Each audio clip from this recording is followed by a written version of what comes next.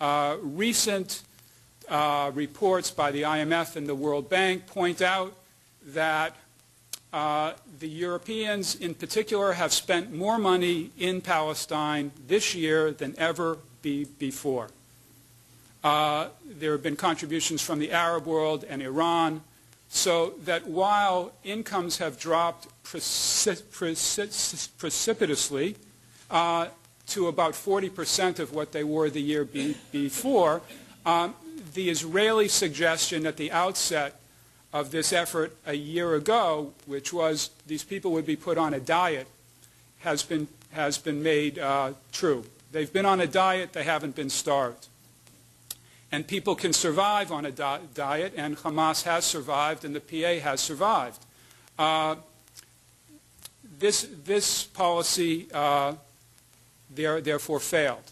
The idea of starving the PA failed. So that's where we get to the other half, or the other strand of U.S. policy, and that, in short, is basically to arm the good guys. Arm the good guys in the expectation that a confrontation is brewing and is actually in someone's interest, and in the expectation that the good guys would win.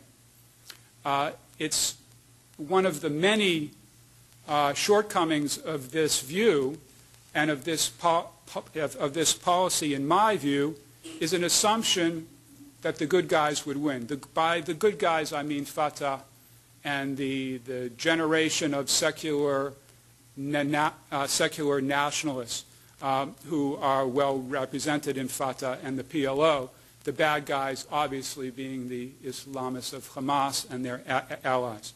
Because again, this is oftentimes seen as cowboys and Indians and the good guys and the bad guys, without any sense whatsoever of the nuances that really drive Palestinian politics in an era where one brother is a Hamas official and the other brother is a PA official, is a Fatah official. The sense that either one is somehow good or bad based on the political party that they profess support for is a simplification which, in my mind, obscures more than it clarifies about the state of Palestinian politics today. But be that as it may, an important element of U.S. policy is to arm the good guys. And we see that in various ways. We see that in the recent announcement by the Secretary of State that she's going to go to Congress for tens of millions of dollars for security reform. And if you're prepared to believe it's for security reform, then I've got a bridge to sell you in Afghanistan. The other element, aside from money, which has actually been in rather short quantities, is training and is establishing through the President's office new security cadre known as the Presidential Guard, which are ostensibly meant to patrol crossings with Israel that have not opened and, to my mind, won't ever open, but who, in fact, have been engaged in some of the tit-for-tat fighting that we saw last month in October, and now which we are unfortunately witnessing in Gaza and the West Bank in these last few days. There are other aspects of this effort to rearm Palestinian security forces allied with the President. Some of them are in their early stages and include some degree of participation by forces under Jordanian control today. You can only imagine in your fantasies the extent to which U.S. officials are trying to square the circle, again, having failed to dislodge the Islamists by starving them, and having failed to think that any sort of political horizon would be the key, certainly, to regenerating the popularity of Fatah forces, that is not an option, and we can see by the reception that the study group's suggestions have been met, that there is no real intent to reestablish a political horizon upon which the fortune of what we call Palestinian moderates could increase.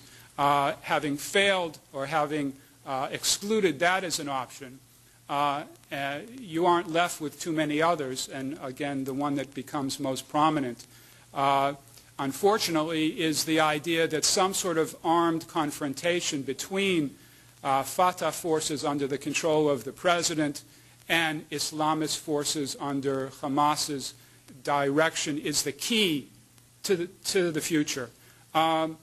This is, in a sense, a bit of a blowback vis-a-vis Iraq. We all may recall that the many predictions that a U.S. victory in Baghdad or the route to a peace in Israel between Israel and the Palestinians went through Baghdad. Well, indeed, it is going through Baghdad, but it's not peace what we're getting here. We're getting a strategy based on confrontation, in some cases promoted by the very same people who have now transferred out of Iraq to Palestine. On that happy Christmas Hanukkah note, I'll stop. Thank you.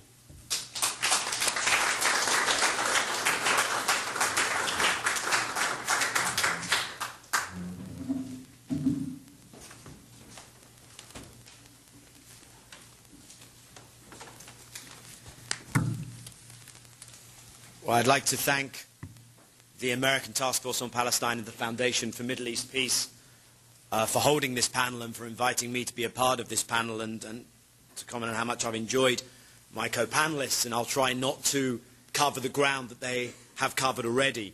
And I would like to begin my comments on the subject of this, the Iraq Study Group report, barely 2 weeks old.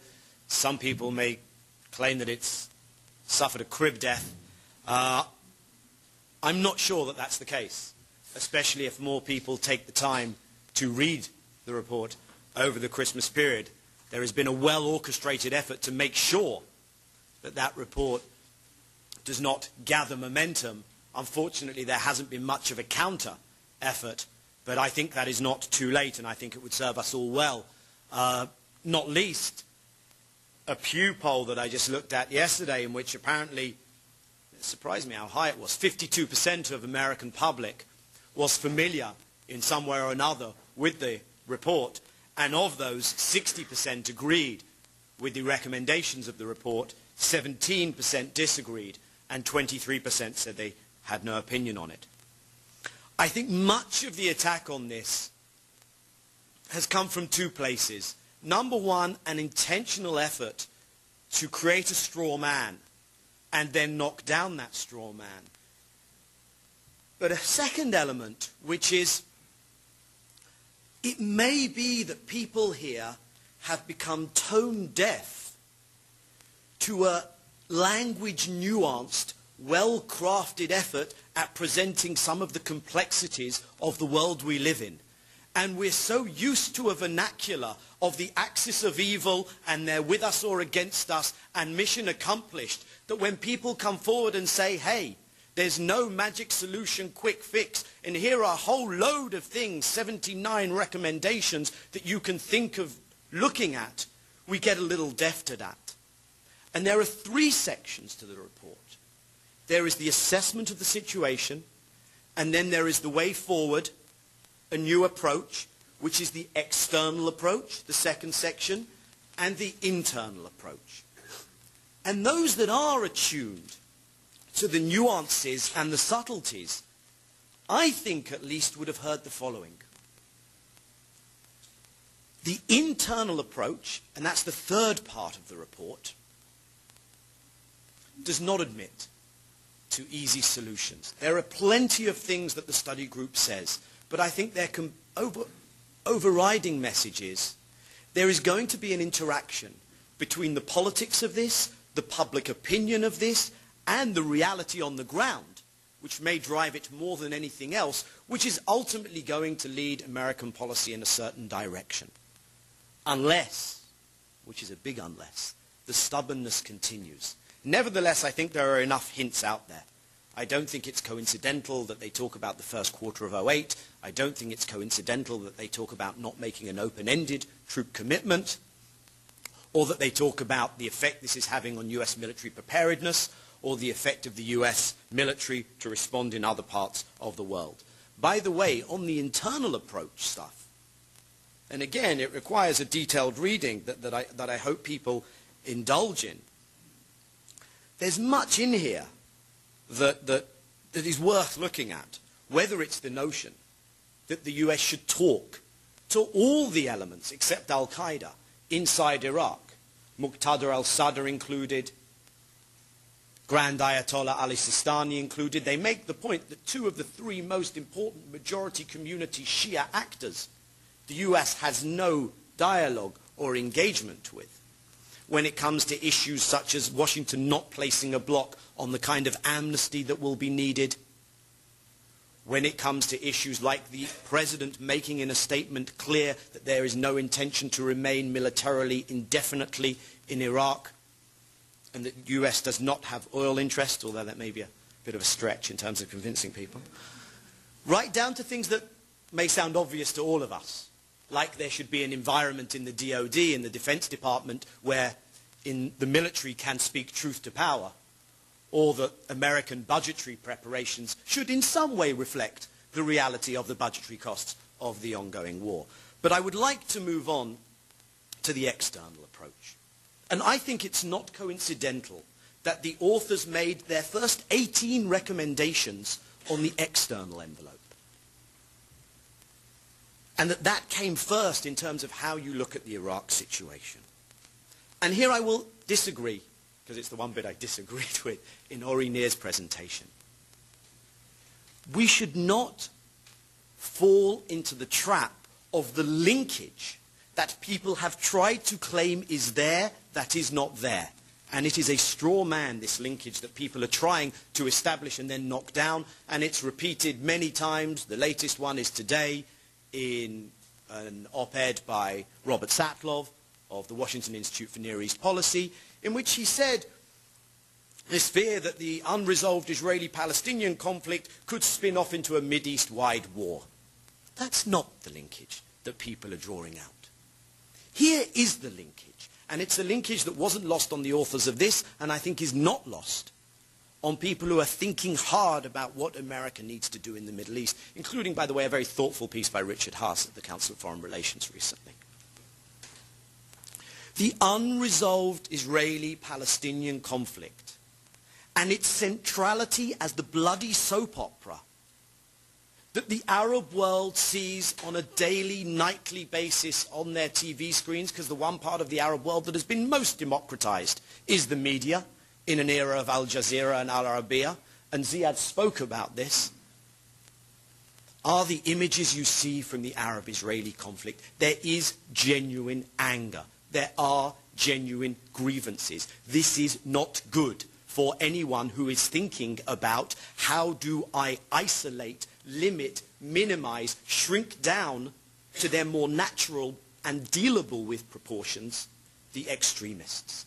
It is such a gift to our adversaries, and our here I speak to as an Israeli, to the jihadists, to continue this unresolved conflict and the endless stream of these images. If you want to get serious about capacitating, empowering moderation, and I agree, by the way, that we have to have a much more nuanced take on what is moderate and what is extreme, and Jeff helped us in trying to plot that, then there are few better things you could do than engage to resolve the Israeli-Palestinian conflict.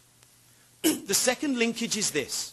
It is very hard to re-establish the desperately damaged American credibility in the region, absent an effort at going back to active engagement on Israeli-Arab peacemaking.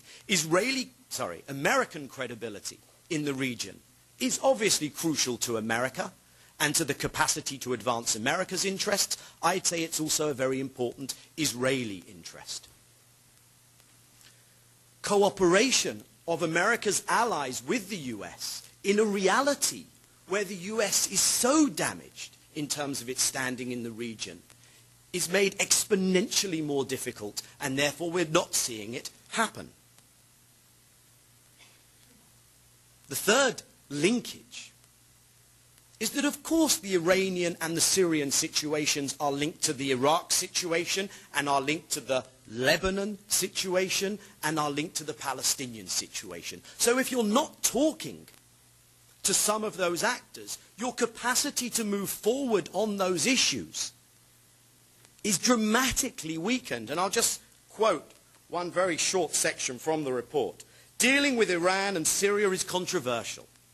Nevertheless, it is our view that in diplomacy, a nation can and should engage its adversaries and enemies to try to resolve conflicts and differences consistent with its own interests.